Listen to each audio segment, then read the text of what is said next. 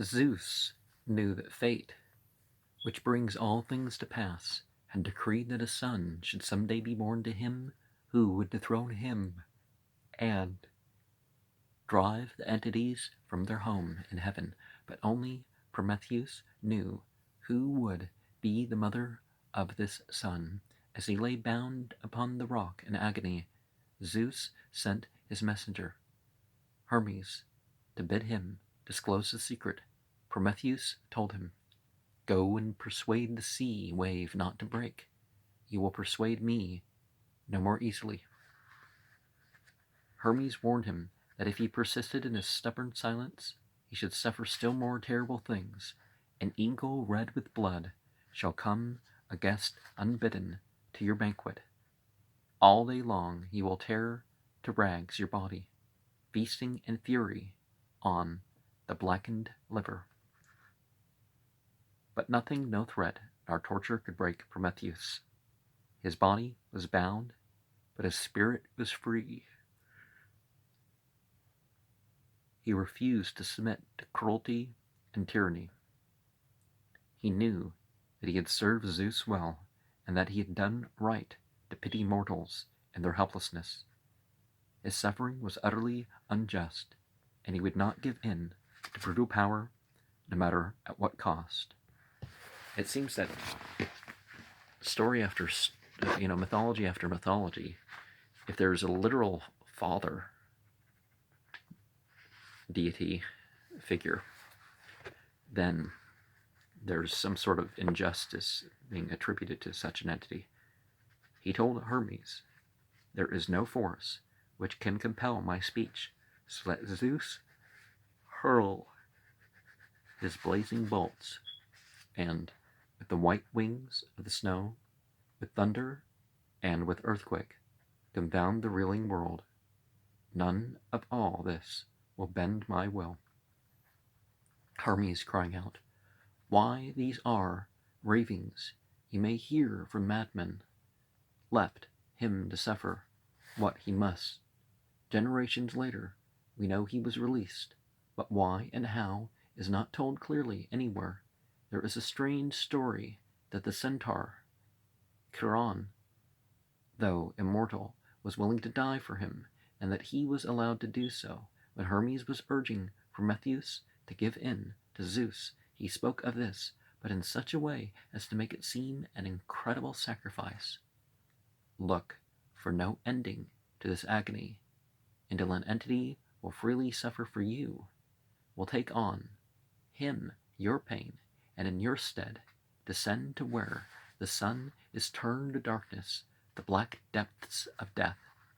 But Chiron did not do this, and Zeus seems to have accepted him as a substitute. We are told that Hercules slew the eagle and delivered Prometheus from his bonds, and Zeus was willing to have this done. But why Zeus changed his mind, and whether Prometheus revealed the secret when he was freed, we do not know. One thing, however, is certain. In whatever way the two were reconciled, it was not Prometheus who yielded.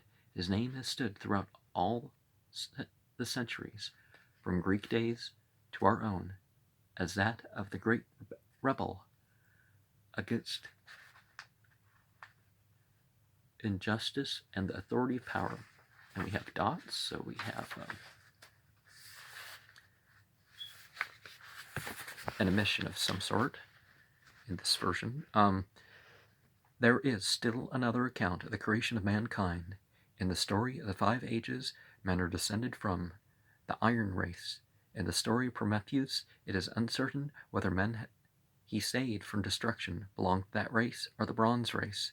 Fire would have been as necessary to the one as to the other. In the 3rd story, men are descended from a race of stone. The story begins with the deluge. All over the earth, men grew so wicked that finally Zeus determined to destroy them. He decided to mingle storm and tempest over boundless earth and make an utter end of mortal man. He sent the flood. He called upon his brother, the entity the sea, to help him, and together with the torrents of rain from heaven and rivers loosed upon the earth, the two drowned the land. The might of water overwhelmed the dark earth. Over the summits of the highest mountains, only towering Parnassus was not quite covered, and the bit of dry land on its very topmost peak was the means by which mankind escaped destruction. After it had rained through 9 days and 9 nights, there came drifting to that spot what looked to be a great wooden chest, but safe within it were 2 living human beings, a man and a woman.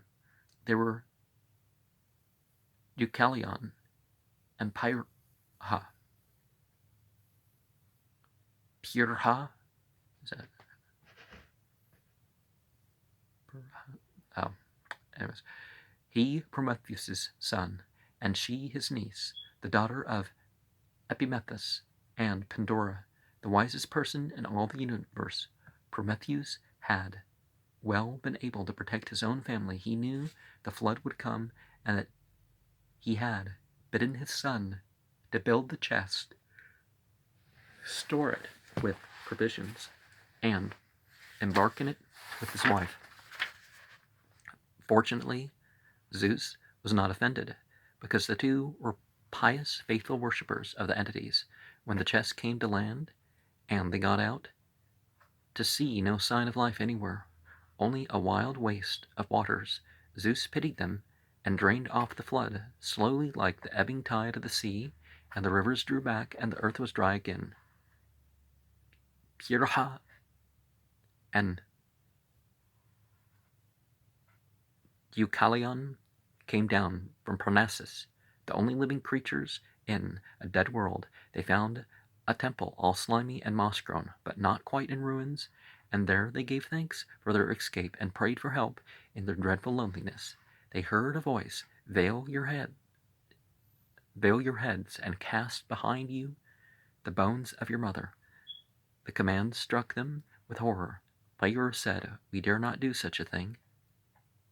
Deucalion was forced to agree that she was right, but he tried to think out what might lie behind the words, and suddenly he saw their meaning. Earth is the mother of all, he told his wife. Her bones are the stones. These we may cast behind us without doing wrong.